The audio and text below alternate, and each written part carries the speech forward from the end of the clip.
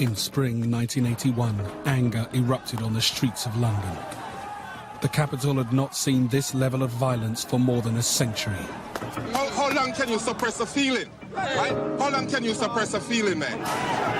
The police lost control. Hundreds of officers were injured. Fighting, looting and burning filled Brixton streets. That was the mood of everybody. Kill or be killed. This is the story of why more than 1,000 Londoners declared war on the police. They couldn't care what injuries they caused, or even if they killed people. That was quite obvious. They were the enemy. Simple as that. Brixton is a warning of what can happen when a community feels targeted because of its culture or the colour of its skin. Nothing but nothing justifies what happened on Saturday night, and I cannot condemn it too strongly.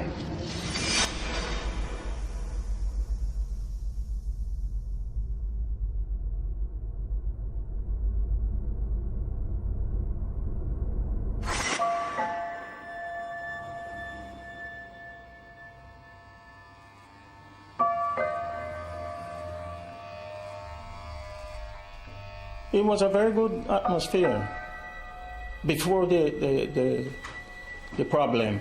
Very good atmosphere. By the 1980s, Brixton, one of the most deprived corners of South London, was the undisputed capital of Black Britain. Brixton was a great place, you know. Everything that one needed was there. Because there was green banana, yam, sweet potato, breadfruit and corn and mangoes and, you know, all these things that dribble them out water. You know, you could get them sugar cane and all these things. But now a second generation of young black people were growing up in Britain and expecting more from the country which was supposed to be their home, but where some politicians were prepared to play the race card. People are really rather afraid that this country might be rather swamped by people with a different culture.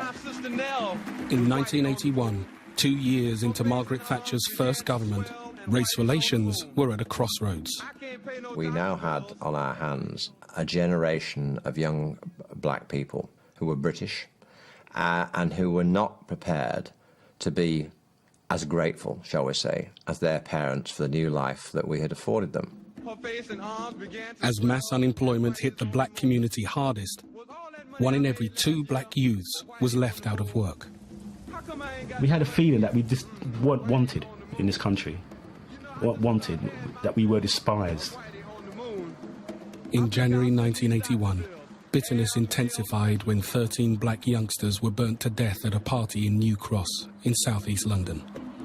3 months later, the failure to charge anyone for what the black community was convinced was a racist attack seemed a betrayal by the police. We felt the police just didn't care.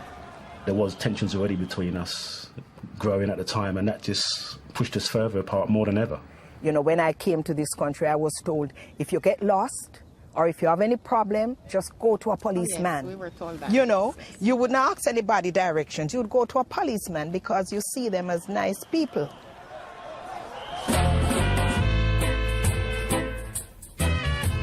But by 1981, the relationship between police and the young black men growing up in areas like Brixton had degenerated to a point of no return.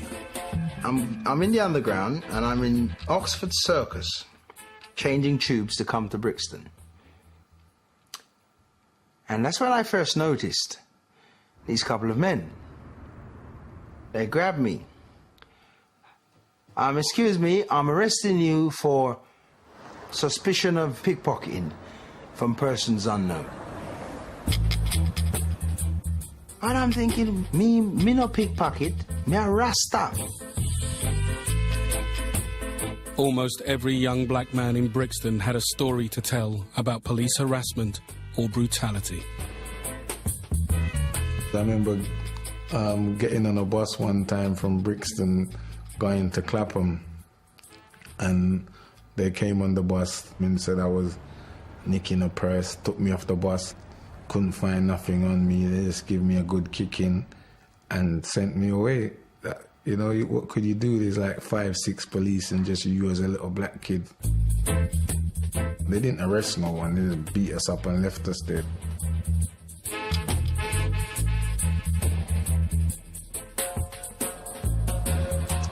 I didn't join the police as a racist, but whilst I was in the police, I became one.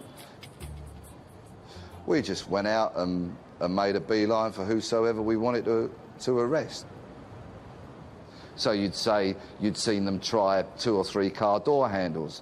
You'd seen them sizing someone up at a bus stop, and you'd see them put their hand towards a lady's handbag. People had no chance of proving their innocence. Evidence was planted, that was a common practice, and assaulting people was almost a daily occurrence.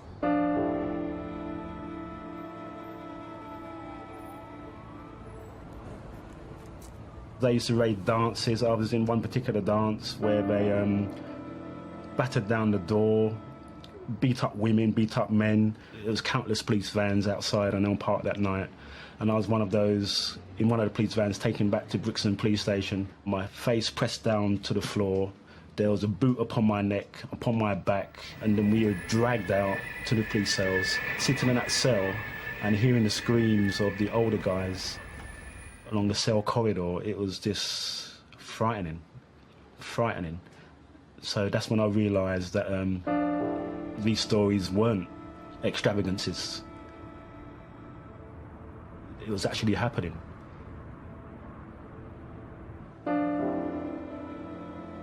We were the occupying army, if you like, and thinking of the people of Brixton as the enemy, that there wasn't a good person amongst them, that they were all criminals, that blackness equated with criminality.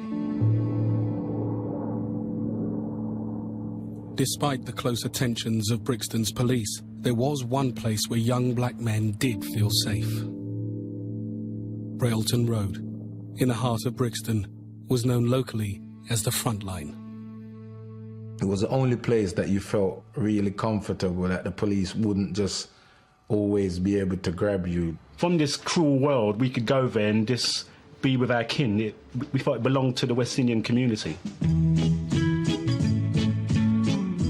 Everyone gathered on the front line. They had pool places, they had gambling houses. It was just like a little activity place.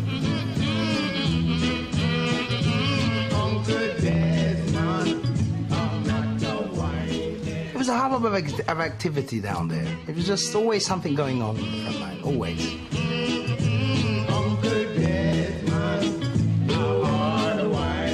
It was the place to be, the place to be seen, the place where DJs practiced their rhymes, the place where you scored weed. I made my livelihood from there. That was all that was in my head. Be on the front line and sell some dope, basically. But with its mix of drugs, illegal drinking clubs and blues parties, Railton Road was on the front line of the war on crime for Brixton's police. It was a place where young blacks, muggers or thieves or whatever congregated. A place where the police and the blacks were staring at each other. The crucial issue for the police in Brixton was street crime. There was twice as many muggings here as anywhere else in London. As far as Brixton's commander was concerned, the reason was simple.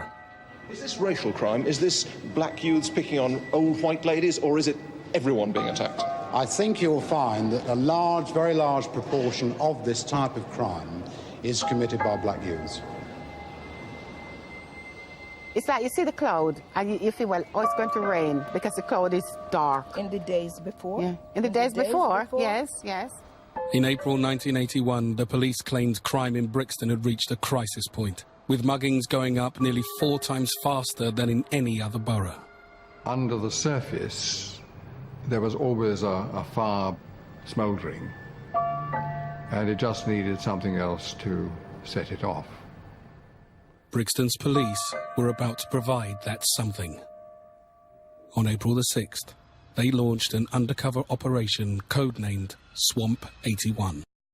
They used to wear these big black shoes, so they'd stand out a mile even though they were in plain clothes. They always had that police shoes on.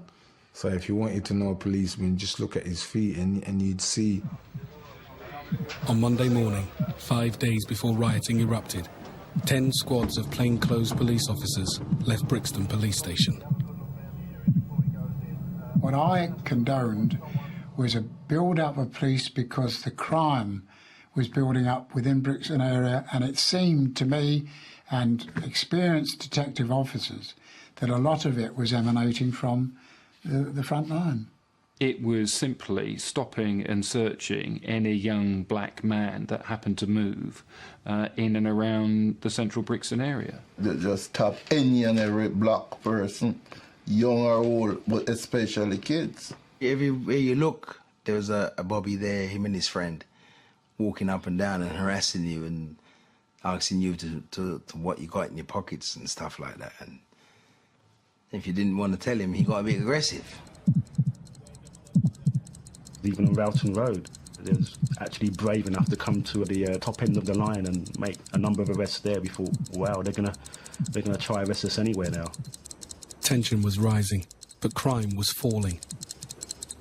And as muggings shrunk by half in the week of Swamp 81, the police claimed the operation an outright success. If you knew clearly that blacks were responsible for the greater number of muggings than whites, you would be foolish. You don't have to be a trained officer to know that you would be foolish to go and chase whites rather than blacks. Quite obviously, in those sort of situations, you are going to catch a lot of innocent people in the net. Victimized for no other reason other than he is black. By Friday afternoon, after nearly 1,000 stops had been made in a week, almost all of Brixton became alarmed by the tactics of the police. I was walking along Acre Lane, as usual, and I saw a policeman with a young black guy. And he was really giving it to him, boxing him, dragging him, and my heart began to pound, you know, and I thought, oh my God, he's going to kill that boy. And then someone was coming up to me and I looked, and it was a tall, handsome policeman. And he looked down at me and he says, what are you looking at? And I says, I'm looking at the way he's doing that boy. And he says, mind your own business and go your way before you get your share. And for him to speak to me like that, I think that was dreadful. And my share of what? What was he going to do to me? I was just taken aback and disappointed. Swamp 81 had galvanized the whole community against the police. You can't say anything, you can't stand and look, because you will be told, move on. And if you refuse, you would be arrested. We had no hope.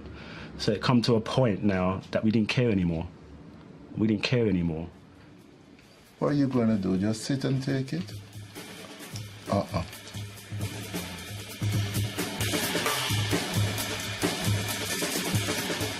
In inner cities across Britain, anger towards the police and the government had been brewing.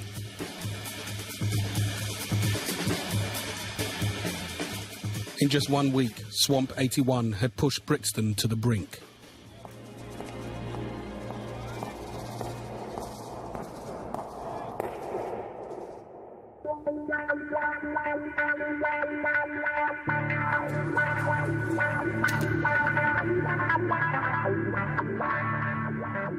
As plainclothes officers went back on duty on Friday night, the police had no idea what they were walking into. Nothing looked out of the ordinary. Brixton was just getting ready for the weekend. I was actually in the pool room in Stass's playing the Space Invaders. I was like crazy about Space Invaders. I just used to sit on that machine forever. I was hustling, selling my weed. I was thinking, as I usually did on a Friday evening. Weekends here. Where am I going to go on Saturday, maybe Sunday? What clothes am I going to wear?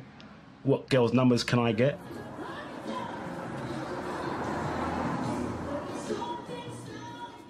At about 6 o'clock, a young constable, a couple of months into service, was on what he thought was a routine call. It was a warm day, I remember that, because I had just my shirt.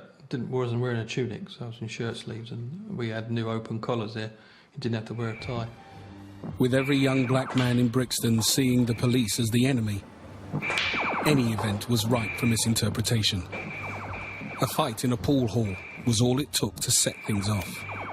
Eventually, I know that one man stabbed another man, and when you realise that he got stabbed, he ran out of Stasis. I saw coming towards me from a distance someone running, not towards me, but in my direction. There was a huge hole, huge gap in his back. It was pouring blood. The police officer decided to question the injured youth, a local called Michael Bailey.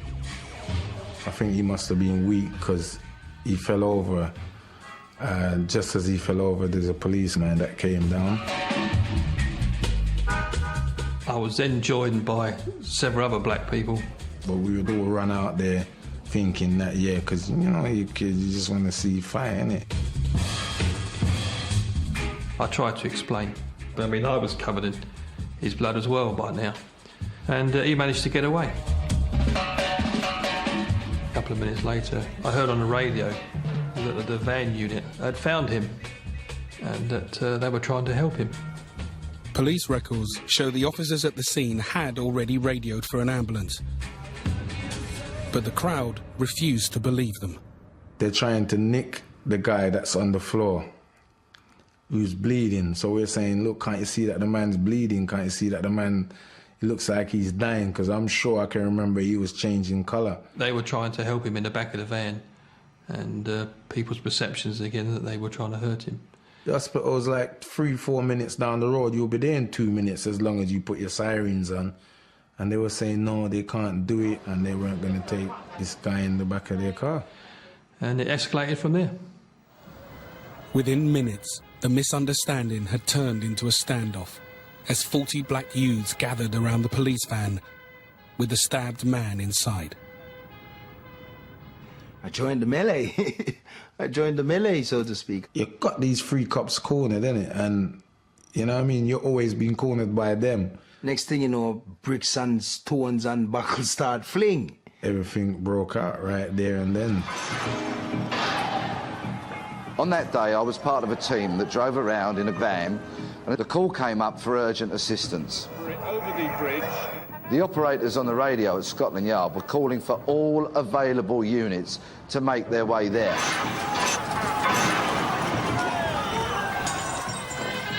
The nearest brick, the nearest bottle, whatever came to hand, I just picked it up and started throwing it. There were police cars abandoned in a haphazard fashion, maybe 3, 4, 5 or more. They had to back off, you know what I mean? And they couldn't, some of them couldn't even get in their cars and reverse up the road. They had to run. We didn't know what to do. There was cops struggling and fighting with people. The police were outnumbered, and this was on a scale that I'd never seen before. It was great. It was like what you always wanted to see. You always wanted to be a policeman, innit? That's just how it went. We eventually got back in the vehicles. We were all told to leave the area and go back to Brixton. So we did. We got in our vehicles and drove back.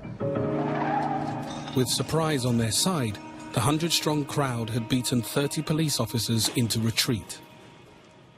I felt at ease with myself. I didn't feel like I'd done something wrong. I just felt like I'd evened the score. With 6 officers injured and 4 police vehicles attacked, Brixton's police had been humiliated. But both sides believed the battle was over. As far as I was aware, that was it. You know what I mean? They got a good arse in and this would be it, you know? But now, stories were spreading about Michael Bailey, the stabbed man who'd sparked the unrest.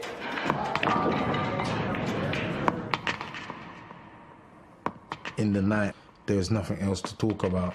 We was all talking about it, and people knocking on the door. There was rumours around spreading that Michael had died. People were saying, "Oh, that, what kind of thing that? Why, how him for dead?" If he is dead, it was because of it was definitely because of the police, because he was there for quite a while on the floor. The police stab up somebody. That's what alerted us. The police stab up somebody. And that went around Brixton like wildfire. The police have actually killed a youth. And we thought, oh my God, they really got it in for us now. But the injured man wasn't dead. He was recovering in hospital.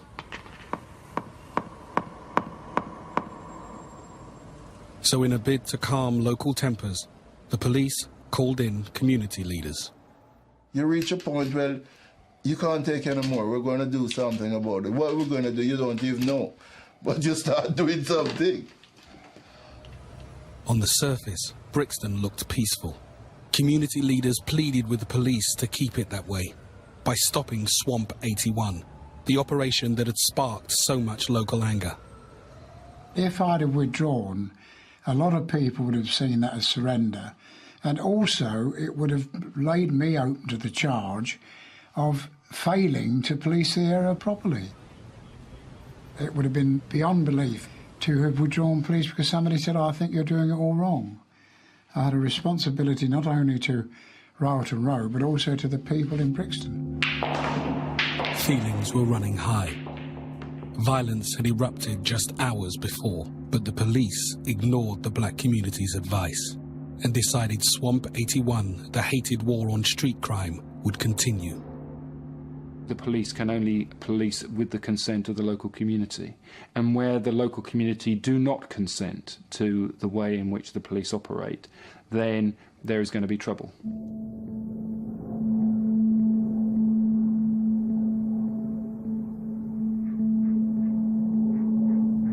Saturdays, as a parish priest, my mind would have been concentrating on Palm Sunday the following day, and getting things ready for that. That morning, 48 plainclothes officers were getting ready to go out on patrol in Brixton to continue their operation. There were a lot of people there, and I do recall it felt, yeah, there was some tension in the air, but I couldn't put my finger on more than that. People who used to sleep till 3 o'clock in the afternoon were there in Brixton at 11 o'clock, just waiting to see what might happen next. Brixton looked a little more fuller than it did. Plus, there was a lot more police there. They're still stopping and searching people. They weren't interested in, like, let's calm it down because of what happened yesterday. It was still an intimidating kind of situation. That's the first time I could say we was ready for confrontation and we was waiting for something to react against. That thing came just before 5. A minicab driver came back to his base in Atlantic Road, just off the front line. That's where the minicab place used to be. He was an African minicab driver by the name of Wadada. A few minutes later, 2 plainclothes officers stopped and searched the driver and his cab for drugs. So anyway, they searched the car, they didn't find any drugs because obviously the man didn't have no drugs, he's just a minicab driver. As news of the incident with the cab driver spread through Brixton, a crowd began to gather. I remember kids running through the market. One guy kind of ran, and then 2 followed, and 10 followed, and so on. You're running because you're excited, because things is happening and you're not involved. And then when I actually got onto Atlantic Road, I couldn't believe the numbers. Just a mass of people. I thought, yeah, this is all good. Outside the minicab office, a row was breaking out. Now, according to one of the police officers, he was threatened by a man in the crowd. And he walked across and he stood on my foot. So I got up and I pushed him off. And he staggered back like a couple of steps and he came forward again. So I hit him. Next thing I knew, about 20 odd police officers in uniform officers came running across the street. And I said, so what, you're going to let him arrest me? When the police van arrived to take Johnny Brixton away, the crowd moved in. Anything could happen after this, anything. And that's when we realised, when we heard the sirens approaching us, this is where you got to stand up and fight now, and this is going to be the moment. By then, the police had picked me up. I was, picked me up off the floor, and they threw me into the back of the van. And that was rocked to the sides, and people were trying to squeeze in and kick it and smashing the windows. Hundreds of youths, black and white, were ready for battle at the top of the front line. But neither police nor rioters were prepared for the scale of events to come. The police van tore away, the first bricks were thrown, and desperate calls for reinforcements went out across the Met. We were hearing police officers screaming, absolutely screaming for assistance. And to be quite honest with you, I had a cold chill that came over me. People were cut off, people were calling for help.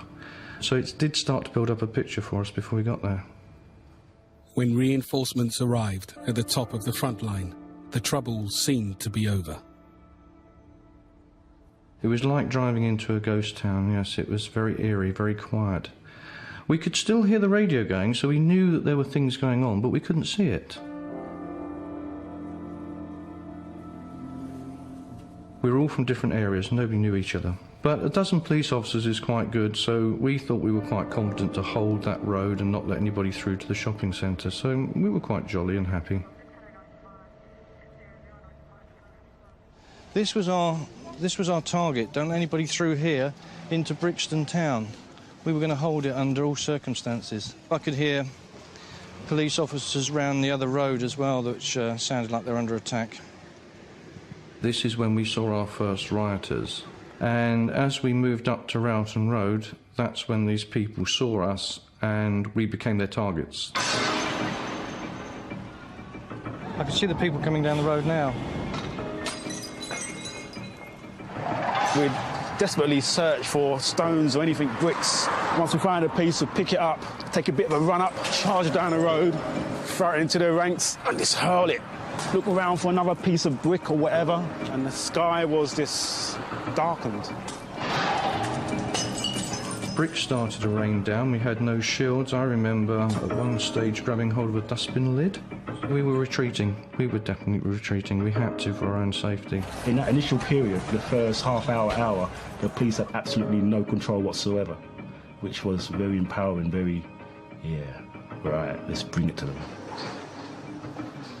By 6 o'clock, the police were forced back to the top of Railton Road. They were already outnumbered, but more people, black and white, were arriving all the time. There was a group of us up Brixton Hill, and we were walking back towards Brixton when a few people were running up and there was police sirens going off everywhere.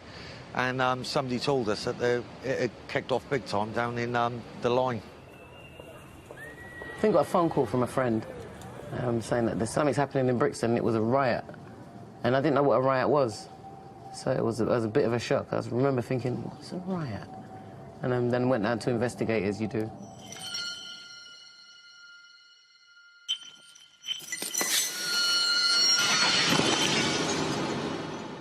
I mean, everywhere was getting smashed at once. People were just getting into the shops, Woolworths, Bon Marsh. Every jeweller's in town was getting done. A lorry was hijacked by a couple of lads on Brixton Road and driven into the jeweller's window, straight through the jeweller's window. And the window was so thick, plate glass or whatever, it just rolled down like a carpet. I think it was at that point in my mind, I just thought, right, I'm going to try and get as many things as possible.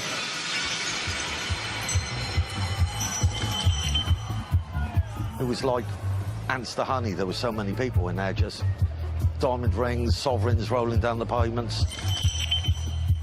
I said, they were dragging stuff and things were on the floor, jewellery and rings. And then you sort of put what you could in your pockets. And I felt really elated. I thought, right, I've got some jewellery now. I don't know how I'm going to wear it, but I've got some jewellery.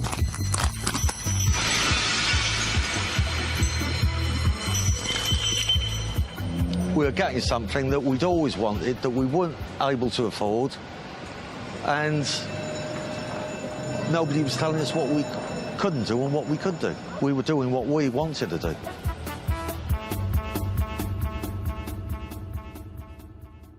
The Chief Superintendent at Brixton phoned me and said, it's getting very ugly down here. Streams of youths, mostly black, running up down the streets and windows have been smashed.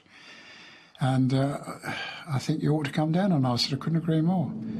So I took off my own car and went down there. The police had lost total control of the place. You'd have like 100 people, 150 people throwing bricks and bottles at the police while the looters were looting. So the police couldn't get near there to catch any looters. Commander Fairbairn arrived to a complete breakdown of law and order. Mayhem on this scale hadn't been witnessed that century, and proved just how many in the community felt alienated by the police. Burning vehicles, rioters, policemen withdrawing. It was frightening to a certain extent. It was unnerving, and it was very sad. Seeing his men beaten back to the top of the front line, Commander Fairbairn immediately ordered equipment and reinforcement.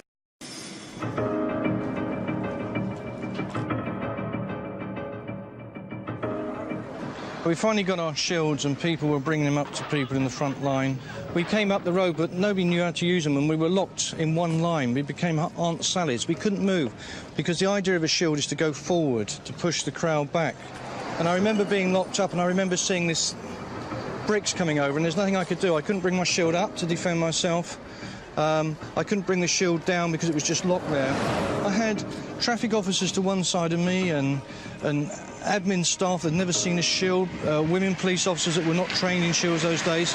So all they were doing were hiding behind their shields, which we really should have gone forward.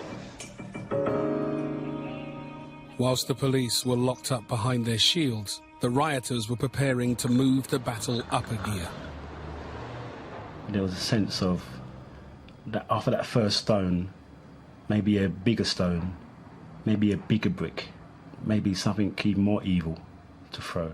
Later on in the evening, then the new element came in, which was never seen before, and there's just a difference, and it was a potent weapon as well. It was called a petrol bomb. They just suddenly appeared. I don't know who was arranging them or whatever, but they were there on a curb. I was scared, I have to admit. I was scared at that point. Eventually, when we unlocked, we went forward.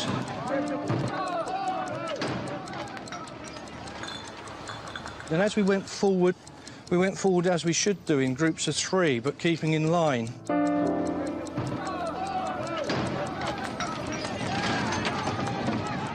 And the faster we went, the faster they ran away. And in the end, we were winning. We were winning Rowton Road. For the first time in 24 hours, the police had seized the advantage. At that precise moment, the rioters unleashed their deadly weapon. A milk bottle smashed in front of me. So we were a bit worried because milk bottles can injure anyway, and so we sort of stepped back. But then when the next one came on and it hits,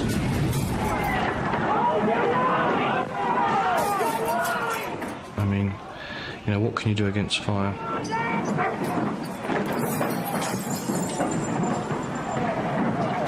The petrol bomb was hitting you flat on, and the petrol was going underneath the shields and then coming up and burning the foam underneath.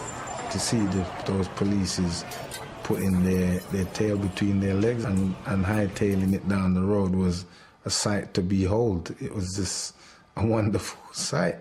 They were just all over the place. As I remember it, they were scared. It was the first time petrol bombs had ever been thrown on the British mainland. Decades of antagonism fueled the rioters' fury. That was the mood of everybody. Kill or be killed. People were screaming and shouting, and people were setting alight, and it was quite horrendous. It was quite horrendous. I remember I had a flashback to that police van moment with a boot on my neck. and how I felt. Why should I stop mid-throw and say to myself, this is wrong, what you're doing is wrong? They were the enemy. Simple as that. Not a nice experience. And you could see the ruddy things coming at you as well, that's the thing. Crouched behind their riot shields, the police withstood Most many... were hit by either stones, bottles or Molotov cocktails. Brixton, a South London area of high unemployment, was under siege. Quite unlike anything London has seen. My abiding memory of Brixton was Brixton on fire. I'd never ever seen anything like this. Journalists and news crews were arriving in Brixton in force, expecting to find a race riot between black and white. Instead, they met all-out war between the police and the local community.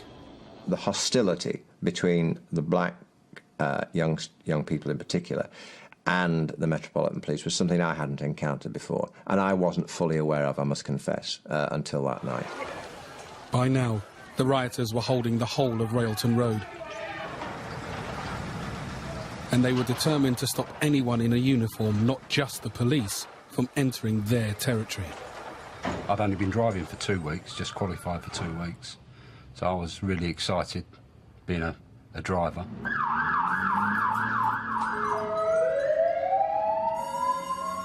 We just came through a police cordon at Brockwell Park.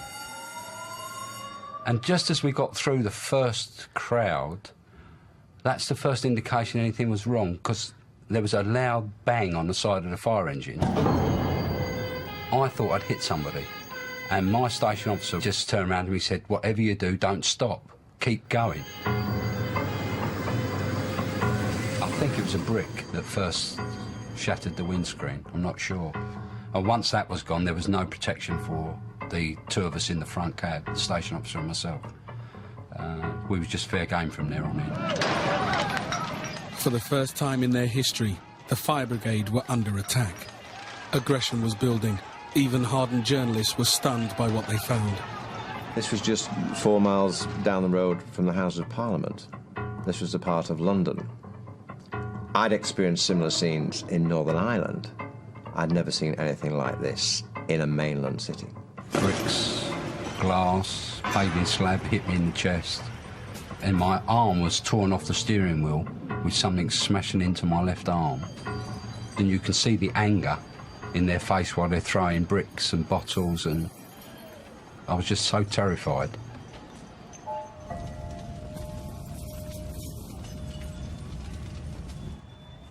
By 7 in the evening, 50 police officers were reported seriously hurt. Casualties were mounting on both sides. The situation could soon prove fatal. The police were trying to take over their home, their territory, and that was the last thing they were going to let them do. Now, Reverend Bob Nind and 3 other community leaders tried to open talks between the two factions. The only way to defuse this situation is by decreasing the presence of the police within the area at the present time, because they see the police as their target, as the target that they want to attack. I understand exactly what you're saying, and I appreciate what you've already done. But there is no question, in my decision at the moment, there is no question of withdrawing police from here. For the second time in 24 hours, the police had the opportunity to pull out. But despite heavy injuries in their ranks, the man in charge felt he couldn't take that chance. I knew, from what I've been told, from the observations I've made myself, that they would have seen this as a victory over the police, and they would have never withdrawn. Never. I just felt that he was wrong.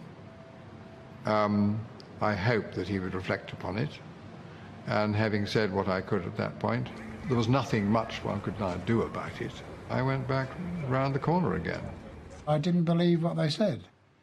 And the attitude of them, the shouting in the background, led me to believe this is this man telling me, but he has no rights, justification. in saying that they would stand down, so to speak, because I was pretty convinced they wouldn't. Night fell on Brixton.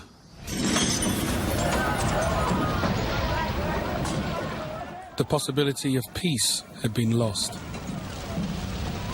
and familiar streets became terrifying.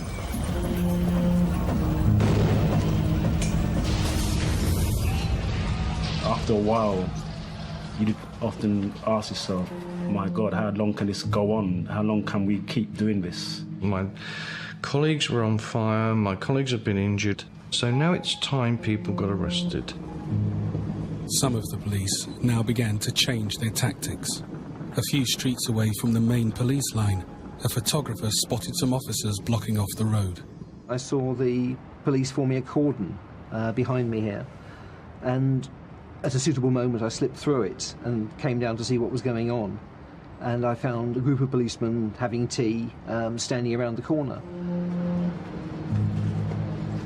They were relaxed and I was standing around and chatting about this and that, and I suddenly heard one of them say, "What's this bloody rabble?" And I looked round and I saw a group of pretty rough-looking blokes walking along. One had a pickaxe handle, I remember, and as I looked round, the other policeman next to me said, "Oh, it's all right, they're our bloody rabble."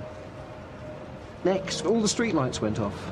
Just without any warning at all, the lights all went off. And a few seconds later, there was sounds of shouting and crashing and banging and people getting thumped and people running, coming from down the road here. And soon after that, people started staggering out with blood coming from their heads. Policemen started coming out, dragging people they were arresting. And it was quite a scene of chaos. And then all the lights came on again. Behaviour on both sides was degenerating. Police, like rioters, were making use of whatever weapons came to hand. Now, under cover of darkness, the crowd was moving south, ransacking everything in their path. I was asked to go to Effra Parade. But you don't really know what you're facing. You don't know what's going to be there when you get there. You know you're going to be tested. By 8 o'clock, when fresh reinforcements arrived, fires were raging, and firemen were threatening to withdraw. The crowd were really extremely violent. They couldn't care what injuries they caused, or even if they killed people. That was quite obvious. We didn't want them marching up that road. We didn't want them marching up the front line. I spent a lot of time on the radio just telling the control that if you don't get reinforcements here soon, we'll have the biggest forced funeral we've ever had. The police had already lost control. Now they were in danger of losing their lives. As rioters pushed forward, the police line was about to be overwhelmed. The fire brigade said they were going to have to go. It was too bad. And they were sort of pulling their hoses together to go. And I said to the chap, "How do you turn the hose on?" And he said, "You mustn't use our hoses because we will be seen as an ally of the police and will be targeted in the future." And I said, "Well, we've got to use them. We've no choice." The police had all but lost the battle. But as the chief superintendent turned on the fire hose, everything turned to his advantage. It was like an iron bar coming out of it. It was a great jet of water, obviously, that you can imagine. And it was horizontal, and we just swept the crowd with it, and it was knocking people over. It was a wonderful feeling. And you know, once you start to get wet and stuff, you don't really want to hang about in wet clothes. So that was a factor. That was a factor. All that night, the rioters had ruled Brixton. Now, the police were about to reclaim the streets. I turned round and there was the most marvellous sight in the world. There were about, I should think about 50 or 60 officers, all bandbox smart with shields and this sort of stuff. All the time, more reinforcements, more reinforcements. We just heard sirens all the time. I'm tired of this now. I'm fed up now. I felt that there could have been even more, just to make them know that this is the time. 1 minute you're in the most appalling problems, and within 5 or 6 minutes probably, certainly 10 minutes at the most, everything had died down. Brixton was sealed off, and rioters escaped down back streets to dodge the police roadblocks. The streets were just full of bricks. That was a thing I noticed the most. Full of bricks, mortar, stones, bottles, smashed bottles. It's just a carpet. And the police were lined up as far as the eye could see, sipping on their soups and teas and coffees out of polystyrene cups. And that's the first time I realised that these guys, they've got homes to go to. They might even have family, brothers, sisters, mothers, whatever, probably worrying about them. I can understand people being offended by the police. I can understand people being threatened by police presence. What I couldn't understand really was the ferocity that took place. Black kids were being purged off the streets. They were being beaten up in cells. The establishment had to acknowledge that. I stood up and I fought with them. As far as Brixton's rioters were concerned, the night was a triumph for the whole of Britain's black community. No one knew what would happen tomorrow, but by the early hours, fighting had been replaced by partying. I heard of a party is up near where I lived on Brixton Hill. And everyone knew about the riot. Everybody knew about it. Everyone had drink. Everyone had new clothes to show off. Rings and chains and things like that, and people had new suits and things like that to wear. People celebrating and drinking champagne. There was a few off license that got raided that day as well. I never had champagne before that night. I had a sip. The guy who had it wasn't willing to share it with everybody. He said, "Oh, you got your own drink." And the DJ had written some lyrics specifically for the occasion. Brixton riot, a murder. Police couldn't push it little further. Brixton riot, a murder. Brixton riot, a murder. If you love the Brixton riot, say murder, murder. And it was a joyous occasion. Across Brixton, more than 30 buildings, shops and homes were burning. It looked good. It looked good at night time. The sky and, you know. It's a good picture. It's a good picture.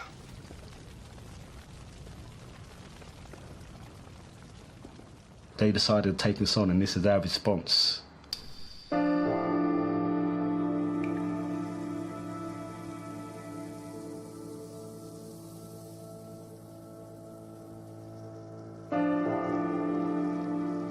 My first thought, I wonder what happened to Brixton.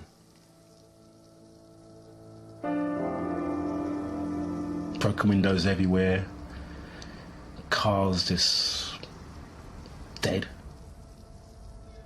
A melted policeman's helmet just lying on the road.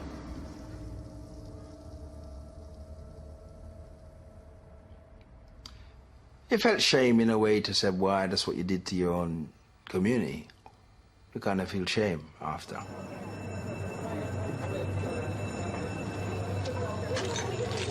The damage caused by the rioting will cost hundreds of thousands, maybe £1 million in repair bills and compensation. In the side streets, still closed and littered with 2 days of debris, the shopkeepers started to sort. It was only on Sunday morning that the battle's full toll of injury and damage became clear. The territory that, you know, they had wanted to preserve and keep from the police was now in ruins, as it were. It was terrible. It was like a ghost town because everything was flat, and the shops where you used to go in and do your shopping, there was nothing in there to see. Everything was gone. It was just devastation all over the place. So, you know, it was terrible, terrible. Nearly 150 buildings were damaged or destroyed. Wreckage totalling more than £7 million. Society had now woken up to realise, hold on, there's something happening down in this little town called Brixton, and it's going to affect the whole country.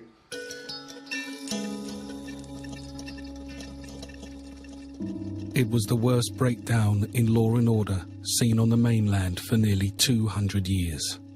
Britain had never seen its police officers take such a beating. The whole world knew that we had lost control of the streets. And that's something that was very difficult to take. The rioters had won the day. Nearly 300 police and 45 rioters had been injured. Miraculously, no one was killed. Vengeance and war don't really justify anything. No. But is one thing I would say is that the riot spoke volumes for black people. Shocking to see that what we had done. But with that, there's pride as well, that we stood up. Is there anyone here who takes the view that what happened in the last 36 hours was a race issue? No. If the black community had felt the media had ignored their concerns about police brutality in the past, now journalists were queuing up to find out why local feelings had boiled over in such an extreme reaction. I was very much a doubting Thomas about their claims, but the sheer volume of complaints from people about police behaviour could not be ignored. You could say, yes, some of them are exaggerating. You could say, yes, some of them are making it up. But they couldn't all be exaggerating and making it up. How long can you suppress a feeling? Right? How long can you suppress a feeling, man? How long? I think it changed our attitudes towards the black nation community. And I think it probably made the country as a whole wake up to the fact that there was a problem here which had to be addressed. But on Sunday, London's police leaders weren't ready to admit their tactics might have triggered the violence and blamed political extremists. It wasn't just locals from Brixton, but others from elsewhere had come to help, and that's why I said it wasn't spontaneous, that it was planned. Do we look like organized people? I mean, you see everybody about it. Do we all look like organized people? Radicalist, racist. Yeah. We're not racist. We look organized? We're not racist. Do we? Yeah, they might. No, do we look organized? Not to me, you don't know. That answer your question. Where do people... The police still wanted to blame a lawless minority amongst the community for what had happened. Anything rather than admit that they had got it seriously wrong. Nothing but nothing justifies what happened on Saturday night, and I cannot condemn it too strongly. At first, the government also seemed reluctant to inspect the causes of the riot. But when Margaret Thatcher sent her Home Secretary to see for himself what had gone on in Brixton, defying all expectations, he'd ensured the riots became a turning point in British history. He came down to have a look round, acquaint himself, see what was going on. It's all in the name, William White Law. That was what the government was all about, white law. Well, there was shouting went on, and one or two people, oh, that Willie White Law. We despised him and what he represented. Thatcher and everyone despised him, hated him.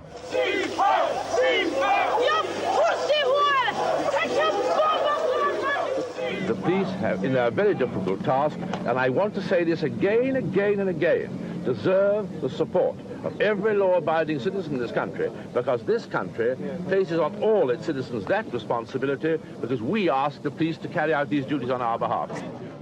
He never went anywhere near Railton Road. He had a quick whiz around the area with the Metropolitan Commissioner at his side. It was clear after about 10 minutes that he'd had enough. But he got the picture. In fairness to him, he did go, he got the picture. And he said to me, Mr. Rutherford, I think we ought to go back to Brixton Police Station.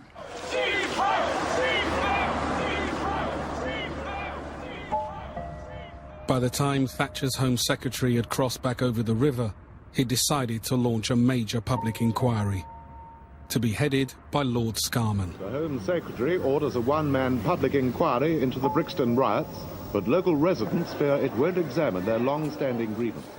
And a national debate on race and the inner cities soon began.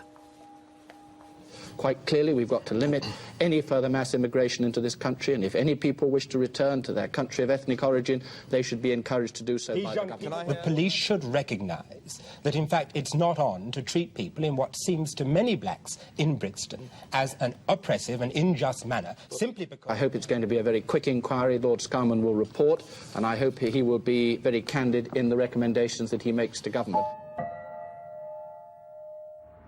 6 months later, when Lord Scarman's findings came out, they weren't what anyone expected under the party of law and order. He didn't look like a revolutionary, but Scarman's inquiry into the riots sent shockwaves through British society. Only at £8.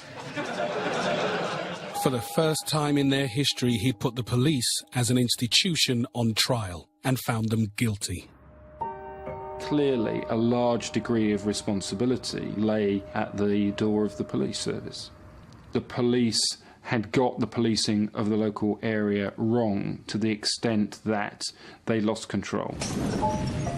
According to Scarman, that happened because the police had lost the consent of the local community. I think a lot of people had some pretty legitimate grievances about the way we went about our business. Across the country, following the riots, the way the police did business would be transformed. The police could not just police an area as they wanted, indiscriminately stopping and searching large numbers of people, for example. The only way to successfully police a community is by consent. For the first time, the police would be compelled to consult the public and become more accountable to the communities they policed. It was a nasty jolt to the police, but it took a long time for the smarting to wear off before the police were willing to take on those ideas. 25 years later, the lessons of Brixton are still being learnt. The police were urged to appoint more black and Asian officers and to root out racists in their ranks. The process of reform has been hard, but Brixton was the catalyst for beginning the change in race relations across Britain. That riot was the beginning of the change, and people started to recognise that we had rights. The riot showed everybody that if you ignore a certain community for so long, you shit on them for so long, they're going to rise up.